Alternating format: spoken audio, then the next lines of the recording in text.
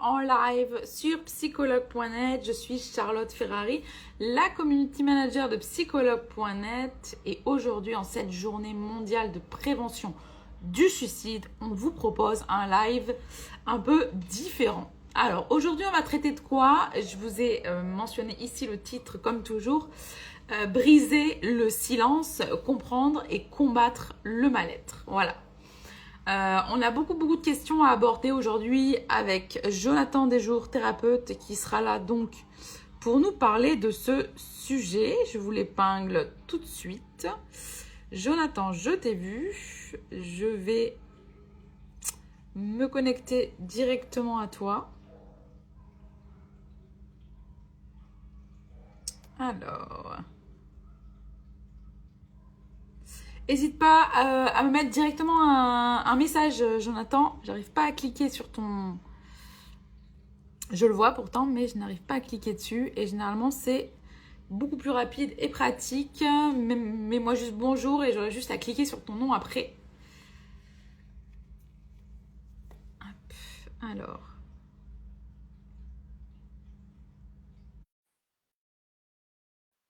Je t'ai envoyé la demande. On va voir si ça fonctionne du premier coup ou pas. Après les petites vacances, peut-être que Instagram aura eu le temps de réfléchir. Voyons ça. Merci en tout cas d'être aussi nombreux aujourd'hui. C'est une journée très particulière pour nous, étant dans le secteur de la santé mentale. Et donc, on tient à en parler, c'est très important pour nous.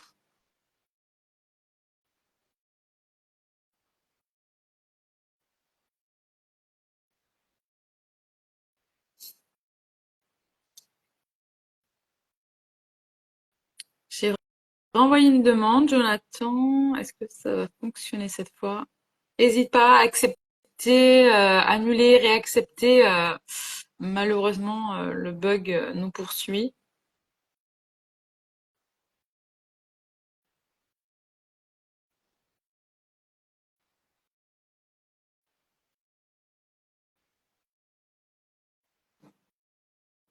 Ah, ça y est, ça fonctionne.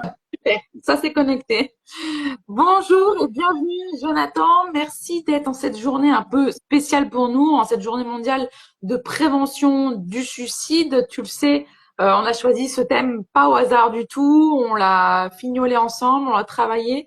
Donc merci d'être présent et surtout d'avoir accepté. C'est pas toujours évident. Comment vas-tu, toi, Jonathan? Eh bien, bonjour, bonjour Charlotte, bonjour à tous. Donc, merci pour ton invitation. Eh bien, écoute, je me sens serein, voilà, calme, apaisé aussi. D'accord. Tout, Voilà, tout, tout pour être bien pour commencer tranquillement donc ce c'est ça, live. tout à fait. Super. On a vu donc ensemble que le sujet du jour, ça allait être briser le silence, comprendre et combattre le mal-être. Avant, comme toujours, de commencer un live, je vais te demander de te présenter, s'il te plaît, Jonathan. Alors donc, moi, je me prénomme donc Jonathan. Mon nom de famille, c'est Desjours, donc Jonathan Desjours. Donc, j'exerce en tant que coach et thérapeute de l'inconscient. J'exerce donc exclusivement en visioconférence, donc non en présentiel. Et donc, j'interviens notamment dans la transformation des mémoires émotionnelles et sémantiques et la reprogrammation du subconscient. Donc, tout particulièrement, le sujet qu'on va aborder aujourd'hui, qui va être aussi associé notamment à la dépression, bien évidemment, ce qu'on appelle la dépression nerveuse, eh bien, fait notamment, je dirais, référence dans l'accompagnement que je fais, notamment sur les mémoires émotionnelles. Et ça, on va y venir donc tout au long des questions que tu vas me poser D'accord. sur le sujet. D'accord. Merci Jonathan pour cette présentation. Donc venons-en au fait. Aujourd'hui, on va parler donc de briser le silence, comprendre et combattre le mal-être. Alors d'abord, Jonathan, c'est quoi le mal-être et quels sont les principaux facteurs qui peuvent contribuer à un mal-être? Eh bien, déjà, dans le mot mal-être, on peut parler surtout de sentiment. C'est-à-dire un sentiment global, un sentiment surtout de déception, de désillusion, qui va entraîner systématiquement de la tristesse, de la mélancolie, à la fois de la colère, de la peur, mais surtout deux thèmes qui sont très importants, c'est la culpabilité et la honte d'être vivant. Alors on a aussi la culpabilité et la honte aussi d'être un survivant. Eh oui. Donc on voit qu'il y a une influence sur les deux mots ont leur importance. Donc, alors, ce qu'il faut comprendre, c'est que l'origine de tout ça, c'est pas tout le monde qui ressent ou qui vit de la dépression dans sa vie. On peut avoir quelques déceptions, quelques désillusions par rapport à des attentes qu'on a pu avoir, qui n'ont pas répondu, notamment qui n'ont pas été en fait à la hauteur de ce qu'on attendait. Ça, c'est certain. Mais après, des choses beaucoup plus profondes, notamment lorsqu'on a pris l'habitude de répondre aux attentes ainsi qu'aux désirs des autres et finalement de normes sociétaux et de normes idéologiques. Alors là, ça comprend justement un effort très, très, très puissant chez la personne, puisque la personne va sentir ce qu'on appelle de l'incapacité à arriver à atteindre ses objectifs, notamment de pouvoir répondre aux autres. Pourquoi ? Parce qu'encore une fois, ce sont des choses qui ne sont pas sous son contrôle. Donc il va ressentir cette incapacité, cette impuissance, et c'est cette impuissance qui va le mettre dans ce mal-être, dans ce sentiment finalement qu'il n'a pas le droit d'exister. Il n'a pas du tout le droit d'exister.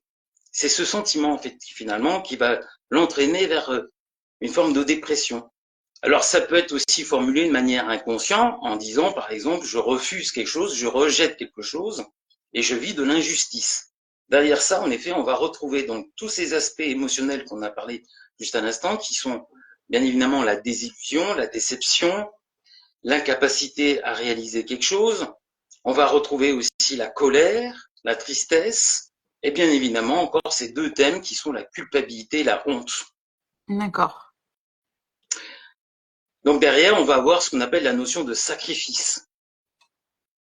Cette notion de sacrifice aux autres et à ce qu'on veut faire, va nous quelque part va nous influencer sur les choix qu'on va faire et donc automatiquement on va vivre tout simplement des dépressions nerveuses. On va cumuler. Alors dans la dépression nerveuse, on peut retrouver notamment plusieurs aspects. On a la dépression majeure, on appelle ça. On a la dépression mineure, c'est celle que souvent la plupart des gens vivent. Et puis la dépression qu'on appelle chronique, c'est-à-dire que plusieurs dépressions mineures dans le courant d'une année ou voire sur plusieurs années. Tout dépend en fait de ce qu'on va attendre de nous-mêmes, de ce qu'on attend de la vie, de ce qu'on attend en fait de nos choix. D'accord. D'accord. Il y a une question qui revenait souvent et que du coup je viens à te poser, c'est comment on peut distinguer finalement un simple passage à vide qu'on peut tous avoir d'un mal-être plus profond. Alors il y a des symptômes forcément qui sont là, qui sont présents. Alors tout d'abord, on va identifier les symptômes. Donc moi j'en ai répertorié à peu près 9 qui sont bien présents. On a ce qu'on appelle l'humeur dépressive. Donc l'humeur dépressive, c'est la personne qui va râler, c'est la personne qui va souvent être en désaccord, c'est la personne qui va souvent en fait avoir qui va être souvent en désaccord, qui va être souvent dans le dégoût des choses. Donc qui va être dans la diminution, le deuxième intérêt, c'est la diminution de l'intérêt ou du plaisir aussi. Que ce soit, par exemple, je sais pas, moi, si la personne avait pour habitude de regarder un paysage et de prendre goût à regarder ce paysage, à ce que ça lui fasse plaisir, d'un seul coup, elle a plus goût à regarder les paysages, par exemple. Donc ça comprend les 5 symptômes. On a aussi la perte et le gain de poids. Donc c'est lié à l'alimentation. Donc quand vous mangez moins que vous mangez plus, il y a forcément une dépression mineure qui se met en place derrière. Vous avez aussi les troubles du sommeil. Donc là, on va retrouver aussi deux aspects qui sont très intéressants, qui sont l'anxiété et l'angoisse nocturne. Donc il va comprendre aussi, encore une fois, ce qu'il faut comprendre, c'est que ce que vous vivez aujourd'hui, c'est ni plus ni moins la conséquence de ce que vous êtes au fur et à mesure avec vous-même tout au long de votre vie. C'est pas aujourd'hui. Aujourd'hui, c'est révélateur de ce que vous avez mis en place tout au long de votre vie. Et ça démarre depuis votre enfance, depuis en fait votre conception même. Donc ça, il faut vraiment en avoir conscience. Vous avez le trouble du sommeil, donc je l'ai déjà dit, l'agitation ou le ralentissement psychomoteur, c'est-à-dire que vous avez plus envie, par exemple, de faire du sport, vous prenez pour habitude de faire du sport. Vous avez des courbatures aussi, vous avez donc la fatigue, perte d'énergie. Vous avez aussi le sentiment de dévalorisation, de culpabilité, ce qu'on appelle excessive ou inappropriée, c'est-à-dire que vous vous rabaissez sans arrêt, vous vous dévalorisez sans arrêt. La diminution de l'aptitude à penser ou à se concentrer ou à l'indécision aussi. Donc ça fait partie des symptômes. Ensuite, vous avez l'idée du suicide récurrent, sans plan précis, ou bien l'idée d'une tentative de suicide avec un plan précis. Donc ça, ce sont les symptômes dans lesquels on peut déterminer justement que vous êtes soit dans une dépression mineure, soit aussi majeure. Et donc, du coup, à ce moment-là, il y a une intervention qui doit se réaliser, puisque, en effet, ça peut, on va dire, induire jusqu'à l'acte. Merci Jonathan pour cette explication. Est-ce qu'il y a des préjugés, des tabous finalement autour du mal-être et comment ces derniers ils peuvent aggraver finalement la situation aussi? Bien oui, ça se trouve dans l'inconscient, je dirais collectif et familial. Ouais. Comme tout le monde le sait, en fait, tout le monde a des préjugés. Quelqu'un qui est dépressif, on dit qu'il est malade, qu'en fait, qu'il n'a aucune valeur. Donc, la personne qui justement s'accroche aux autres, qui a peur, par exemple, d'être seule, qui se sent en insécurité avec elle-même, la première chose qu'elle va faire, c'est ne pas reconnaître, être dans le déni de sa dépression, de peur, en fait, de perdre ce lien avec les autres, de peur d'être exclue, de peur de sentir ce fameux rejet qu'elle peut avoir, notamment de l'attente sociale. Il peut y avoir aussi au niveau de la famille. Par exemple, on a ce qu'on appelle le mythe du père patriarcal, le mythe du père idéal, qui lui va imposer tout simplement sa loi, on va dire, dans sa famille, et l'enfant ou l'adolescent ou l'adulte qui voudra pas justement décevoir ce père, eh bien, va tout simplement être dans le déni de sa dépression, dans le déni en fait de cette désillusion qu'il a reçue, qu'il a eue et qu'il a multipliée. Ouais. D'accord. On voit là, on voit ici tout l'impact finalement que les petites choses peuvent avoir, mais ouais, très important l'inconscient collectif également. Une question également finalement que je pense tout le monde se pose ici, qu'on s'est déjà tous posé un jour. Comment on peut accompagner une personne qui exprime un mal-être? On n'a pas toujours les mots, c'est vrai, mais est-ce qu'il y a des mots et des gestes qu'on peut adopter? La première chose, c'est déjà de l'orienter vers un spécialiste dans le domaine de la santé mentale. Ça, c'est très, très, très important. Ensuite, quand on a une connaissance du détachement émotionnel, on peut l'inviter à faire un détachement émotionnel sur sa déception, sa désillusion, et puis bien évidemment de s'orienter vers son chemin de lui-même, c'est-à-dire les origines, son histoire personnelle, afin de transformer justement ce qui lui crée cette dépression, cette déception de lui-même, cette déception aussi de la vie. Parce que beaucoup, je dirais qu'il y a beaucoup d'idées reçues sur notre vie, du fait qu'on est influencé en permanence par l'extérieur. Donc automatiquement, forcément, qu'on a une mauvaise perception ou une très mauvaise perception de nous-mêmes ou des choses que l'on vit. Donc ça, c'est vraiment important en fait, de se tourner vers notamment la transformation de nos mémoires émotionnelles et sémantiques. D'accord. Justement, Jonathan, est-ce que tu peux nous en dire plus sur les différents types de soutien qui existent pour les personnes en souffrance? On a tout simplement les spécialistes dans le domaine qui sont les psychologues, qui donc peuvent regarder et observer ce qu'il se passe et afin de vous donner conscience exactement des agissements que vous avez vis-à-vis de vous-même, notamment le sacrifice de vous vis-à-vis des autres, vis-à-vis de vos attentes. Ensuite, c'est bien comprendre que finalement, on n'a aucun contrôle. Donc, ce qui veut dire que si derrière vous souhaitez avoir du contrôle, c'est qu'il y a de l'anxiété, il y a aussi de l'angoisse, mais notamment l'anxiété. On connaît les trois aspects de l'anxiété qui sont le vouloir le tout contrôle, de vouloir avoir des certitudes et de la réassurance.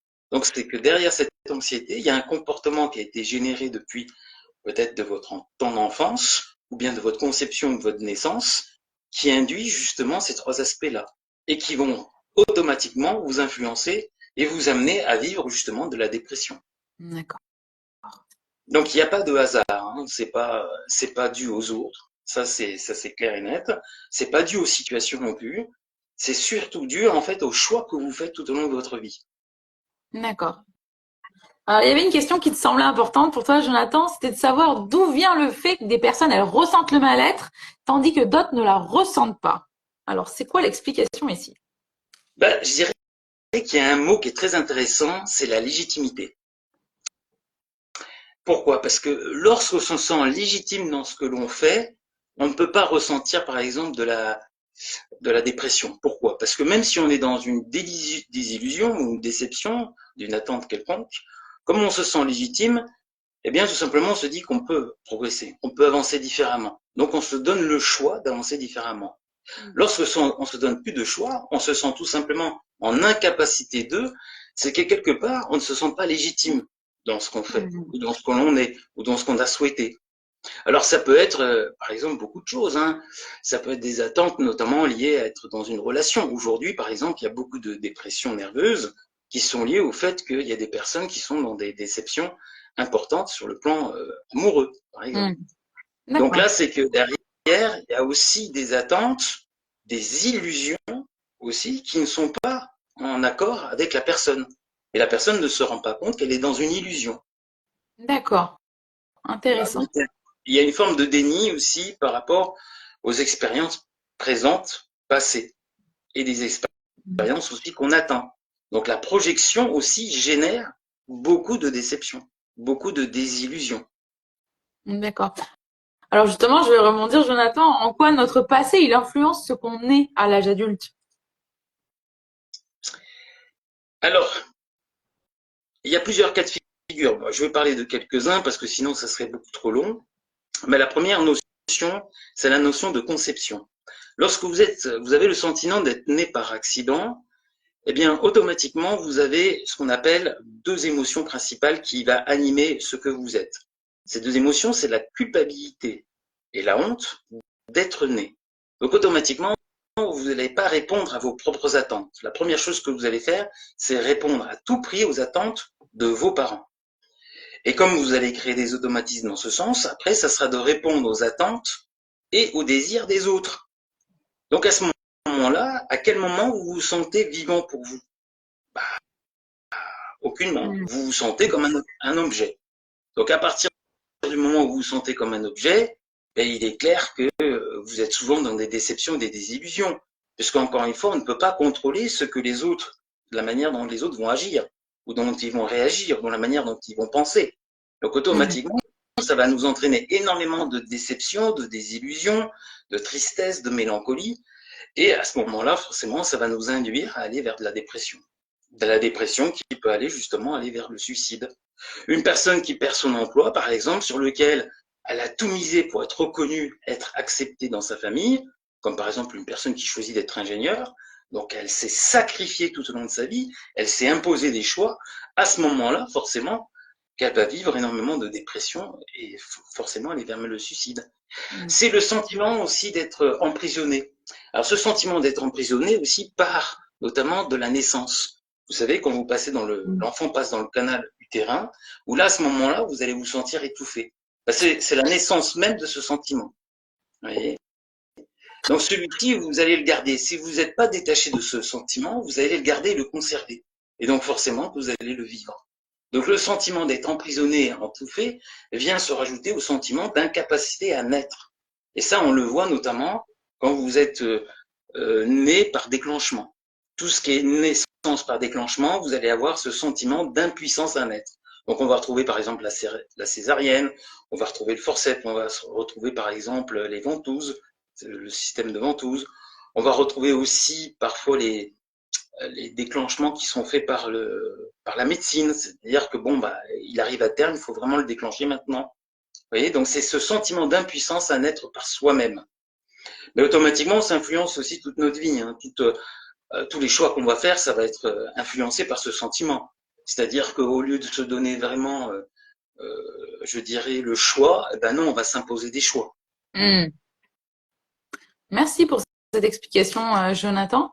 Qu'est-ce qui fait que certains passent à l'acte et d'autres pas?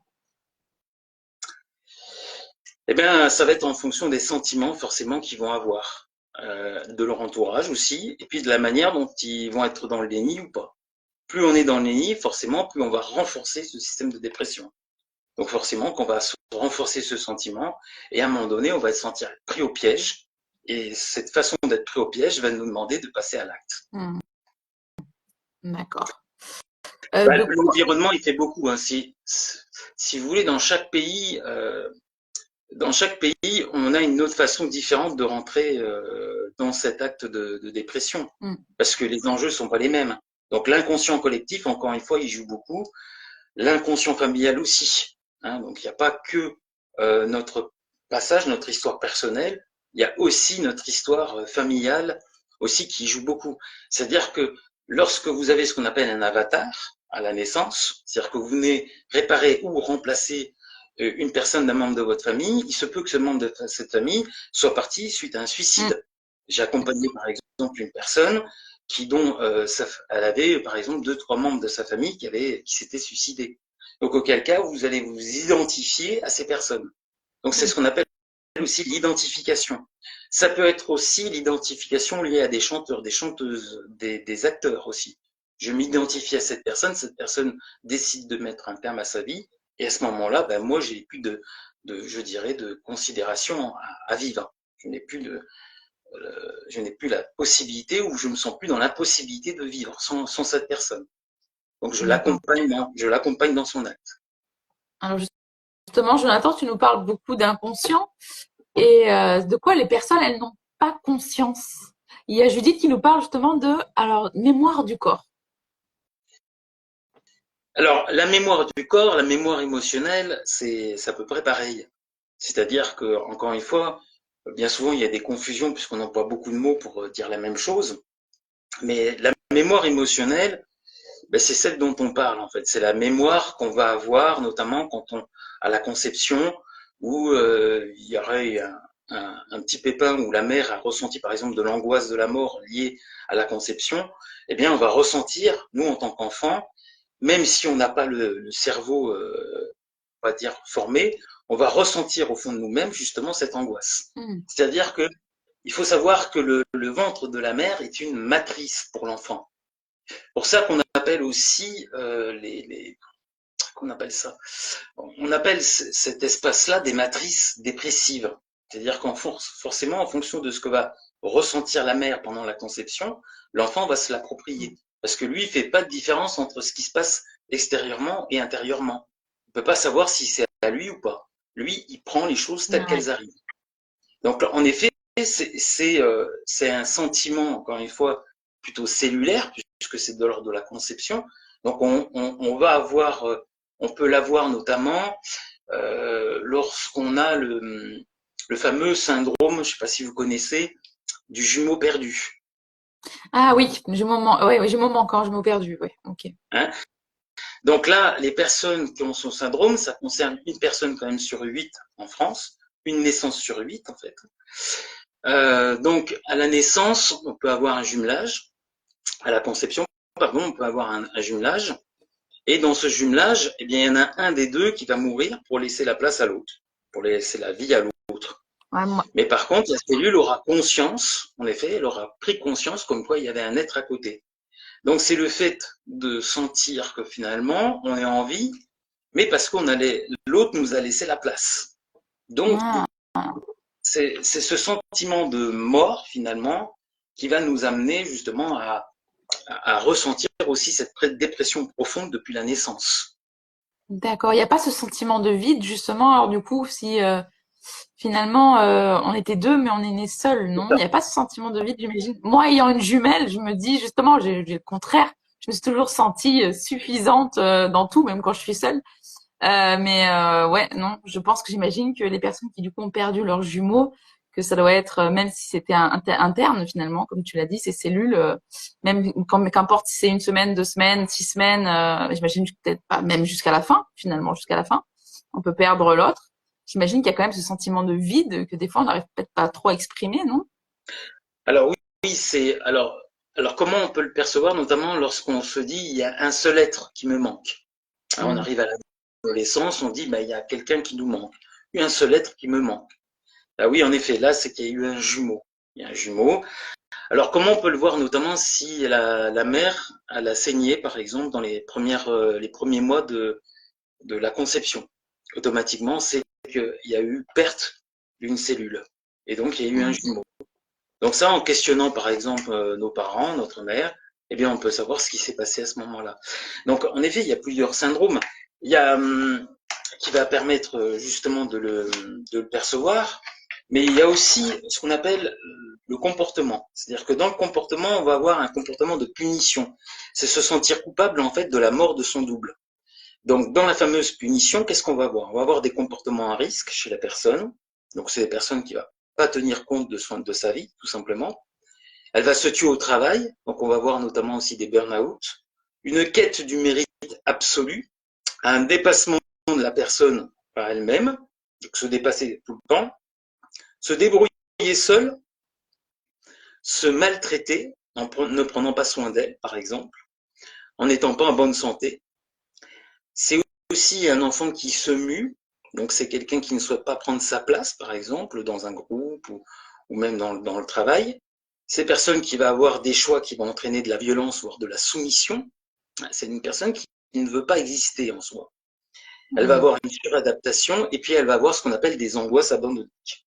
Donc dans les angoisses abandonniques, c'est des angoisses notamment à la séparation brutale aussi, par exemple. Qu'est-ce qu'on va avoir aussi? C'est une personne qui va s'imposer des choix. Hein, s'il va être beaucoup dans le il faut, je dois, il faut, je dois, il faut, je dois. Qu'est-ce qu'on va retrouver aussi? Donc la culpabilité, la honte de s'accorder aussi de la douceur. C'est quelqu'un qui n'aura aucune douceur d'elle-même, aucun amour, aucune acceptation de son apprentissage aussi. Hein, et ça, c'est quand même, je dirais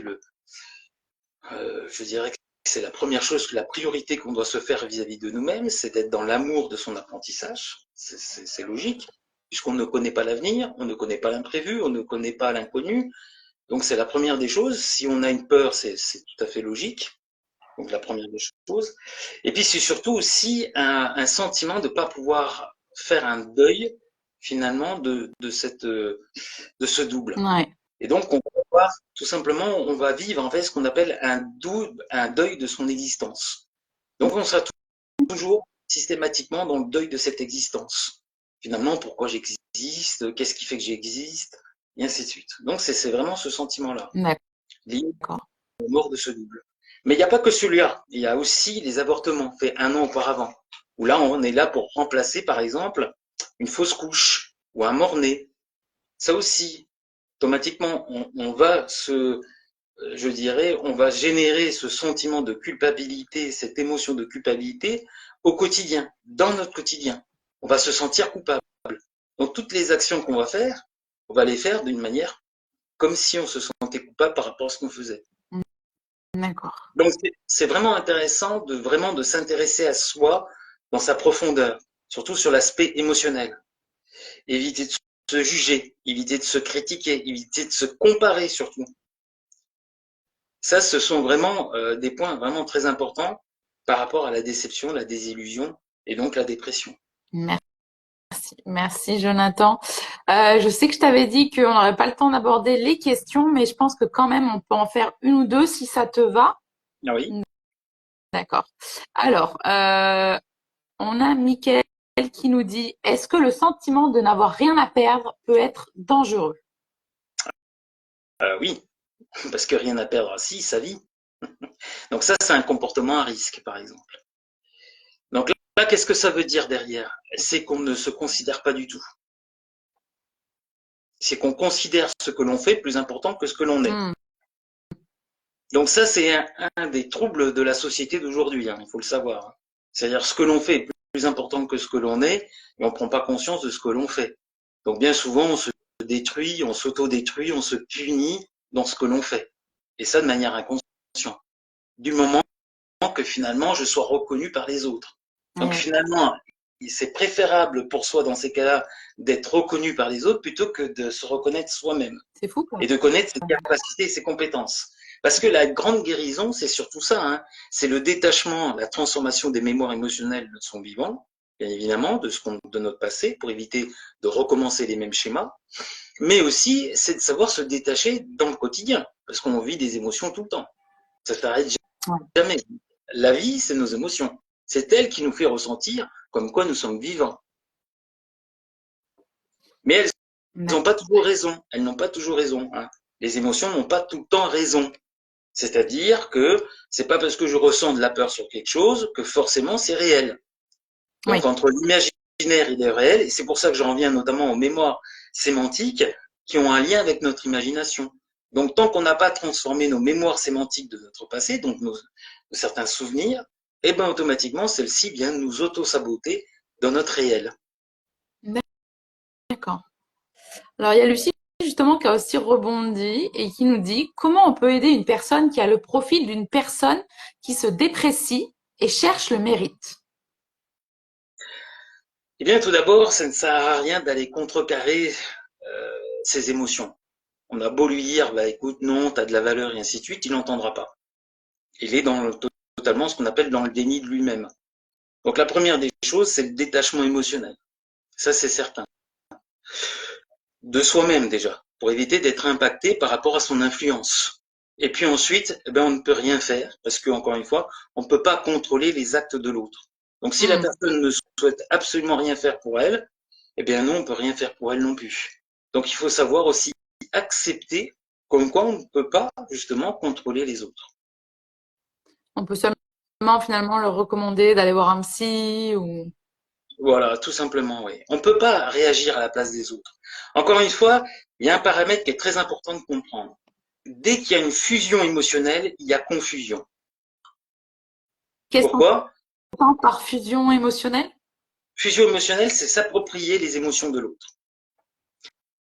Donc ça, c'est un automatisme que beaucoup d'enfants, donc beaucoup d'adultes aujourd'hui l'ont. Pourquoi? Parce que c'est ce que vous avez fait avec votre mère, pardon, excusez-moi, votre mère. Et, euh, et du coup, bah pourquoi? Parce que vous aviez une angoisse quand vous étiez tout petit, et donc par peur de cette angoisse, vous avez fusionné émotionnellement avec votre mère. Hmm. Donc ça, c'est ok. Donc se détacher de cette fusion, c'est détacher de ces mécanismes, c'est très important. Donc c'est aussi important de se détacher aussi de ces mécanismes vis-à-vis des autres. Si quelqu'un exprime une émotion, bah, c'est pas la vôtre, ce n'est pas vous. Encore une fois, ce n'est pas votre chemin. Donc la première des choses, c'est que lorsque vous entendez que cette personne, elle souffre, bah, c'est de lui indiquer tout simplement une personne. Et pour ceux qui ont, je dirais, les moyens, éventuellement, ils peuvent aller au-delà, l'accompagner, pourquoi pas dans une première démarche, et ainsi de suite. Mais en aucun cas, on ne peut se mettre à la place de l'autre. Ça, c'est très très important parce qu'automatiquement, quand on se met, on fusionne avec l'émotion de l'autre, il y a confusion entre vous et cette personne. Hmm. Donc à ce Ok. moment-là, en effet, vous pourrez ressentir une charge mentale et émotionnelle sur vos épaules. Donc ça, c'est important aussi. Hein. Vous savez que la plupart des dépressions mineures sont dues à des charges mentales et émotionnelles. Hein. Les charges mentales et émotionnelles, c'est ce que vous vous mettez vous-même. Donc quand vous fusionnez avec vos enfants, quand vous fusionnez avec votre compagnon, votre compagne, ou avec les personnes de vos proches, bien automatiquement, ça joue aussi sur cet aspect-là. Pardon. D'accord. Il y a une personne qui a rebondi. J'ai vu Mélusine qui nous dit oui, ok, mais on peut planter des graines, créer des déclics. Alors, l'illusion. À planter des déclics, oui, en effet, il y a toujours ce qu'on appelle, dans ce qu'on exprime, des effets miroirs. C'est-à-dire qu'une émotion qu'on va exprimer va faire miroir à l'autre. En effet, que cette personne va, du coup, bah, par exemple, rentrer dans une action, ou pas. Ça, c'est certain. Mais par contre, tout ne fait pas effet miroir vis-à-vis de la personne. Hmm. Tout ce que les mots qu'on va employer ne fait pas forcément miroir.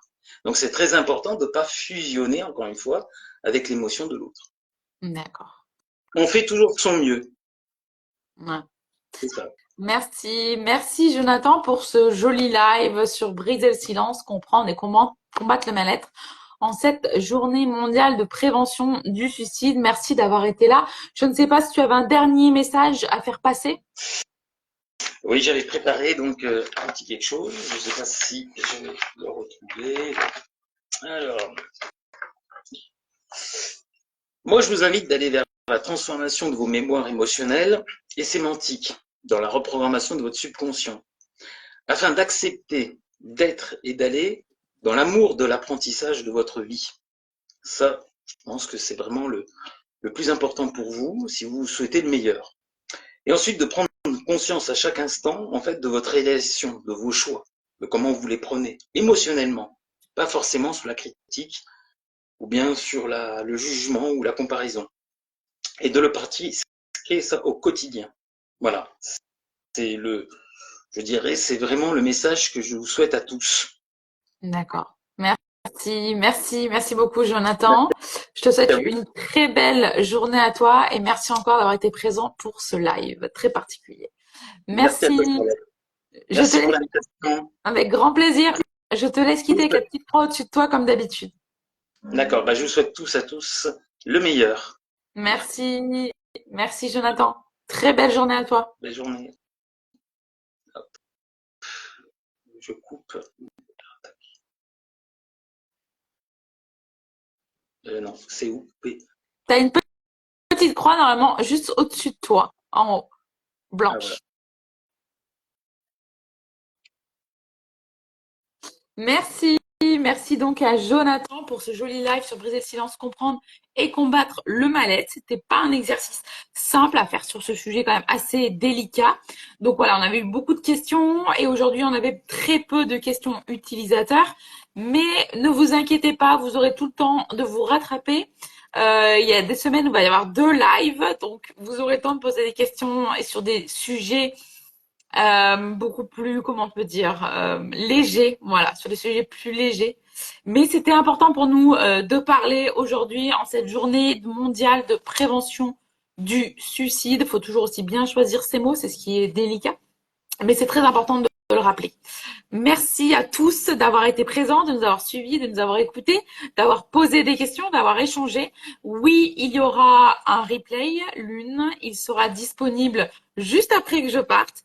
Et d'ailleurs, dès vendredi, ce live sera également en podcast. Comme c'est vraiment une journée particulière, on a décidé que finalement, donc, pour ces journées particulières, on faisait le live un peu avant et on publie directement le vendredi le live qui est lié donc au podcast. Voilà, pour ceux qui préfèrent écouter l'audio, qui sont arrivés à 30 minutes, qui sont arrivés 20 minutes plus tard, voilà, n'hésitez pas, vous aurez le podcast, donc l'audio, disponible dès vendredi sur notre plateforme psychologue.net. Merci à tous de nous avoir suivis. Belle journée. On se retrouve la semaine prochaine pour un ou même 2 nouveaux lives. Belle journée à tous et en attendant, belle semaine aussi. Merci de nous suivre.